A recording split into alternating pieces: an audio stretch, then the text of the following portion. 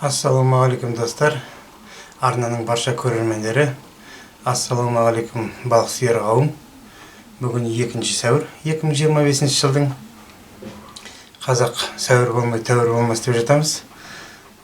Сол мінекей көптен кеткен сәуір айымызда келді.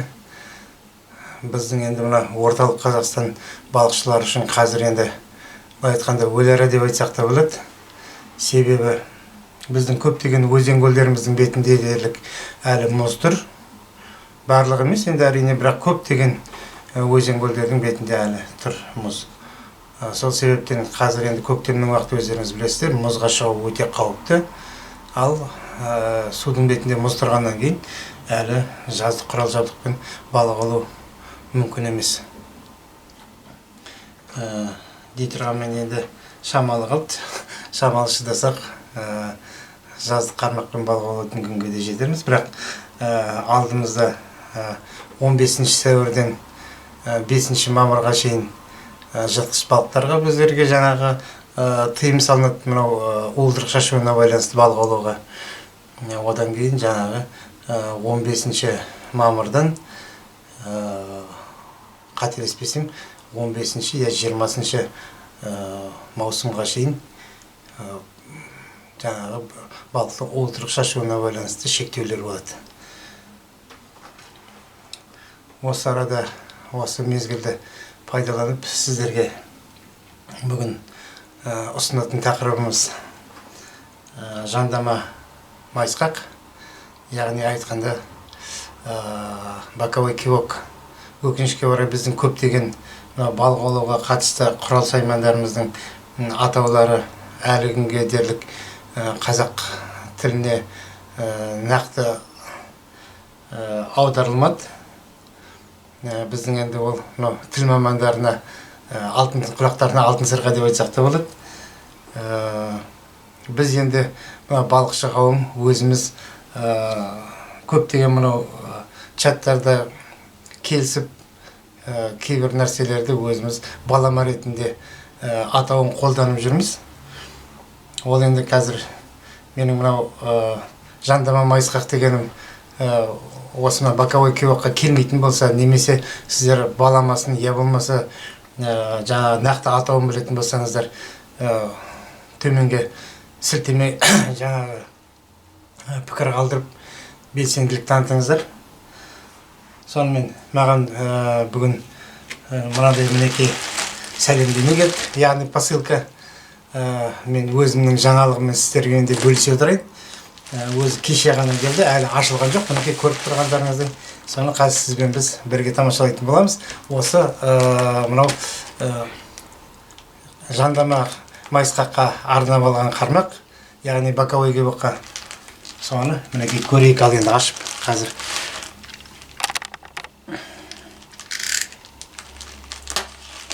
Сыртқы қағаздың ақырын ашамыз, кесіп. Ішінде не бар екенін, қандай орамада екенін білмеймін, сол себепті ақырын кесейін. Ішіндегі өзінің жаңағы қармақтың орамасы болса, соған тигізіп алмайды. Ақырын ашайық.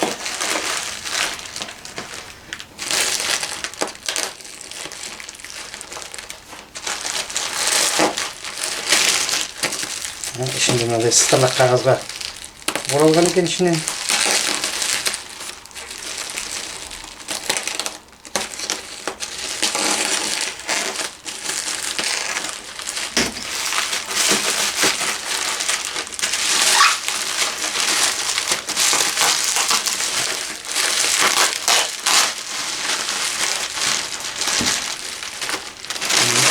Қағазын қоя тұрайық. Енді мынау сытырлық қағазын ашамыз.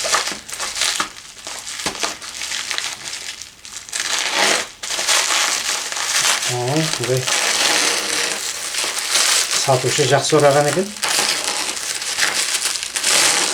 Мынау сытырлық қағазбен 2-3 қабаттап орап, оның сыртын жаңа көрдіңіздер. Ана ақ қағазбен сыртын салфанмен орапты. Бұл үшін әрине сатушыға респект.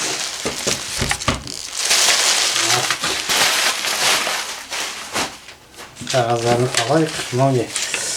Әзірге тұра берсін. Ой, піссін. Сіздерге жақынырақ көрсетіп кетейін мінекей. Мынандай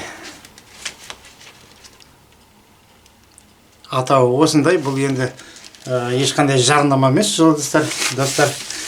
Менің жаңағы өзімнің алған жаңалығыммен сіздермен бөлісейін деп тұрған. Жаңағы 540 дегені бұл 5/4 қармақтың ұзындығы 5/4. Сыртқы чехолда былай енді жалпы болады, енді жаман емес. Мынандай қармақ келді. Так, мына жері сыртын мынандай бір пленкамен орапты. Онысында ашайық. Ой, бұл қатты орап тастапты. Жарайды, оны кейін ашамыз. Бас жағын көрейік. Мына жаңағы шығыршықтардың, яғни кальциолардың қорғаныш ретінде мынау басына кигізген пластмассы қатты, сапалы екен. Мынаны бірге қосып орап тастағанбыз салған.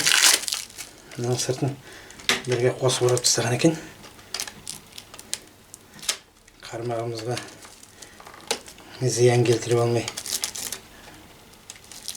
ашайық. Мына жерде резинкасын кесіп жібердім, байқамай. Мынау жарайды, ол ештеңе етпес.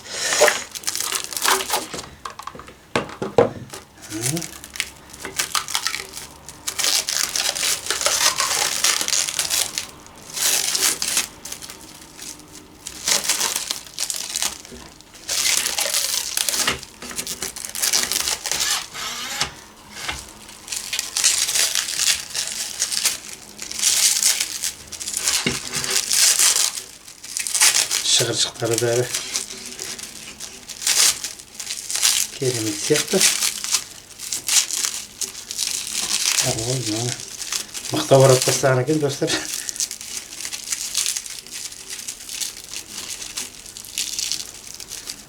Сатушы өте мұқият адам екен. Әрине, онысы өзінің клиентінің көңілін табайын деген мақсатта, әрі өз товарының, яғни клиентке сапалы күйде жетуін қамтамасыз етіпті. Өте керемет, рахмет. Ал, мінекей достар, осындай қармақ. Мынау енді мына салафандарын кейін алармыз. Қазір мықтап жабысып қалыпты, енді оны асықпай алармыз. Жалпы осындай қармақ мінекей. Енді бірінші көрініске меніңше керемет сияқты. Салмағы да мынау өзінің жаңағы былай қарасаң ауыр сияқты көрінеді. Түрінен қарасаң, ал былай салмағы өте жеңіл екен. Жаңа айтып өткенімдей ұзындығы 5/4. Яғни 5 метр 40 сантиметр. Тест мына жерден сіздерге қазір салафанның астынан көрінбеуі мүмкін енді. Оны былай сіздерге айтып өтейін. Тест жаңағы 30 граммнан 200 граммға шейін көтереді, салмақты көтереді деп жазыпты. Енді оның қаншалықты рас екен балық аулау барысында сынап көретін боламыз. Бірақ дей тұрғанмен мен жаңа айттым, бұны жаңағы мына жандамағы майысқаққа арнап алдым. Мен ондай ауыр салмақ лақтырмаймын. Бірақ енді мынау бірінші көрініс. Маған мына қармақ өте ұнап тұр. Осы қармақты өзім бір 2-3 жылдан бері осыны бір қолыма түсіре алмай жүредім. Соған міне бүгін сәті түсіп, осы қармақ менің қолыма жетті.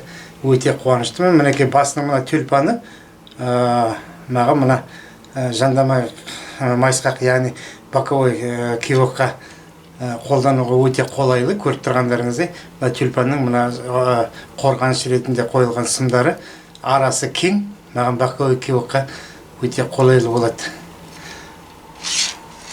Мынау басы стекловолокло екен. мынау қызыл болып тұрған жері, қалған жерлері карбон.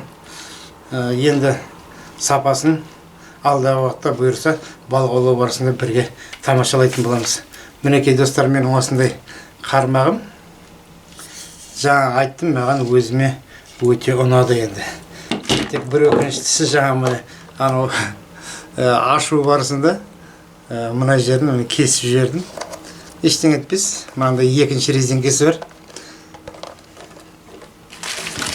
Ал достар, біздің енді келесі кезекте жаңағы жандамағы майысқақ, яғни боковой кебабымызға көшейік. Жалпы мен мынандай қорапша. Енді мына сырты лас болып тұрғанда айып етпеңіздер. Мына сыртының қағаз жаңа жабыстырған астында желімі кетіре алмадым, енді кетпейді. Шамалы лас болып тұрғанға айып етпеңіздер. Сыртына резинка қыстырып қойыппын. Бұл өзі бір жаңағы темір араның жүзі, темір кесетін араның жүзін сақтайтын қорапша еді. Соны қолданыста шыққаннан кейін, жаңағы арасы біткеннен кейін ішіндегі әрине біздің өзіміздің балық аулау барысында бізге өте қолайлы, мен үшін қолайлы қорапша екен. Сондықтан өзіме алып қалдым. Ішінде мінекей менің қалтқыларым, жаңағы боковой кебабтарым ішінде. Мынау резинке, жаңа кеңсе тауарларына қолданатын, халық арасында ақша қыстыратын жаңағы резинке деп те атап кетеді. Кімде ақша көп, әрине жақсы білетін шығар. Одан кейін мынандай дайын поводоктар, ішінде жаңағы қалтқылы қармаққа дайындап қойған әртүрлі салмақта, ұзындықта, жаңағы өлшемі әртүрлі дегендей. Одан кейін мынау менің енді қалтқыға қолданатын, қалтқылы қармаққа қолданатын қалтқыларым, түрлері көп. Мынадай бар екен, мынадай түрі, міне әрине түрлері. Сол жазғы балық аулауға арналған түрлі өлшемдегі қалтқылар. Енді бүгінгі біздің тақырыбымызға байланысты әрек қоя тұрайын, қалтқының бізге кедергі келтірмесін. Енді мыналар ішіндегі менің жаңағы жандама майысқақ, яғни боковой кебабтарым. Жақынырақ көрсетейін. Мынау ішіндегі ең үлкені және ең ауыр мармышкаға арналған жандама кебаб. Қазір барлығын түсіндіріп айтатын боламын. Әзірге жақынырақ көрсетіп өтейін. Мінекей. Одан кейін екінші мынауда ауыр мармышкаға арналған жандама майысқақ. Мінекей. Арты мынадай. Одан кейінгі келесі салмақ мынау орташа салмақтағы мармышкаға арналған жандама майысқағымыз. Одан кейін мынау бұл жеңіл мармышкаларға арналған жандама майысқақ. Атау айтып тұрғандай өте жақсы майысады. Бұның мынау жаңа креплен дейміз. Біздің мына қармағымыздың басына орналасатын артқы жағы мінекей мынадай. Қайдан алғанды өздеріңіз шамалап байқап отырған боларсыздар. Мыналар енді бұл қысқы қармаққа арналған, бұл жаңағы жыртқыш балықтарға арналған жаңа мармышкаларға өте ауыр салмақтағы мармышкаларға арналған. Бұл туралы емес, біздің бүгінгі тақырыбымыз жазғы жаңа қармаққа арналған боковой кебаб, сондықтан бұны әрірек қоя тұрамыз. Енді мен сізге бұның мынау қармақтың басына қалай орналастырып қоятын туралы қазір айтып өтейін. Біріншіден жаңағы көріп тұрғандарыңыздай мынадан бастайық. Мынау жаңағы біздің мынау жазғы дөңкелерге арналған, жазғы қармақтарға арналған сылдырмақ. Мынаның басында сылдырмағы тұрады. Мынаны бүйтіп үстің екі бөліктен тұрады. Мынаусы міне үстіңгі бөлігін ашамыз. Және қазір мына қармақ ұзынырақ мен үстелдің үстіне сыймай жатыр. Дегенмен көрсетіп өтейін. Мінекей. Мынаны алып, мына қармақтың басына мінекей мынау. Мына жерін міне қармақтың басына кигіземіз. Қармақтың басына кигізіп, максималды түрде мынау тюльпанға жақындатамыз. Және мынаны қысып бұраймыз қазір. Кешіріңіздер. Мынаны қысып бұрақ қойғанда мінекей бізге мынадай боковой кебок, яғни жандама майысқақ. Мынаның ішінен жаңағы лескамызды өткізіп, әрі қарай қармағымыздың катушкасына кетеді. Ал мынау өз кезегінде бізге кәдімгі біздің қысқы мармушкамыздың жаңағы кебогі сияқты бізге мынау балықтың қапқанынан белгі беретін болады. Бұл жаңа айтып өттім. Мынау жазғы сылдырмақтарға арналған қыстырғыш деп айтсақ та болады. Мынау біздің орналасқан жеріміз. Екінші түрін ұзын емес, қысқасынан көрсете кетейін. Қысқа түрін. Бұл жерде жаңа біздің мынау ақша қыстырғыштың резинкамыздың көмегіне жүгінеміз. Бұның арты жағын көрсетіп өткенде мынадай майысқан сым бар артында. Оны мынау жақынырақ көрсетейін. Тюльпанның тесігінен өткіземіз былай мінекей. Болмаса мына жағынан. Қазір мына жерде менде басында мына салафан жаңағы толық алынбады. Сол себепті кішкене маған қазір көрсетуге ыңғайсыз толтырып тұр. Мен мына көріп тұрғандарыңыздай жаңа тюльпанның мына жаңағы мынау қорғаныш сымы арасы алшағын әдейі алдым. Себебі мына көріп тұрғандарыңыздай осы тесіктен мына екеуінен былай екі сымынан өткізіп, мына жаңағы боковой кебогымызды мына қармақтың мына екінші жағынан шығарамыз да, оны жаңағы мынау резинкамыздың көмегімен жаңа мынау қалжың ретінде айтып өттім. Ақша қыстырғыш резинке деп. Әрине ол шындықта да ақша қыстыруға қолданады. Ал біз оны мынау балық аулау барысында қолданамыз. Осылай айналдырып орап, оны кейін қарай мына жаңа тюльпанның басына кейін қарай бет кигізіп қоямыз. Болды. Сол кезде мінекей мынау ешқандай қозғалмайды. Міне кешіріңіздер, мынау үстелдің үстіне қармағым сыймай жатыр. Сол кезде міне жақынырақ көрсетейін сіздерге камераға. Мінекей өстіп орап қойсаңыздар болды, жеткілікті. Ешқайда ол кетпейді, жаңағы түсіп те қалмайды, қозғалып та кетпейді. Мен енді оны өзім қолданып жүргеннен кейін сіздерге нақты айта аламын. Мен өзім осылай қолданам. Мінекей көріп тұрғандарыңызда ешқандай қозғалмайды, жаңағы ешқайда кетпейді. Мінекей осындай. Ал егерде осы мынау жандама мына біздің майысқағымызды дайындау түрі сіздерді қызықтыратын болса, оны да осы видеоның астына пікір жазып қалдырыңыздар. Егерде сіздерге мынау боковой кебоктың қалай жасалатыны қызықтыратын болса, ол туралы да видео түсіруге болады. Әрине сіздердің сұраныстарыңыз бойынша, егер қызық болатын болса. Бұл енді мынау боковой кебоктың пен балық аулаудың өзі бір өзіншелік қызықтары бар. Мен үшін өте қызықты. Сіздерге де қызық болады деген ойдамын.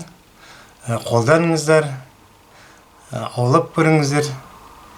Өте керемет әсер қалдырады. осымен бүгінгі біздің жандама майысқақ, яғни боковой кювокқа арналған видеомыз аяқталды. Кешіріңіздер, мынау көршім жаңағы жөндеу жұмыстарымен айналысып отыр, сол себепті аздап ыңғайсыздық тудырып отыр. Осымен енді видеомызды аяқтайық. Мынау өте қолайсыздық тудырып отыр, енді айып етпеңіздер.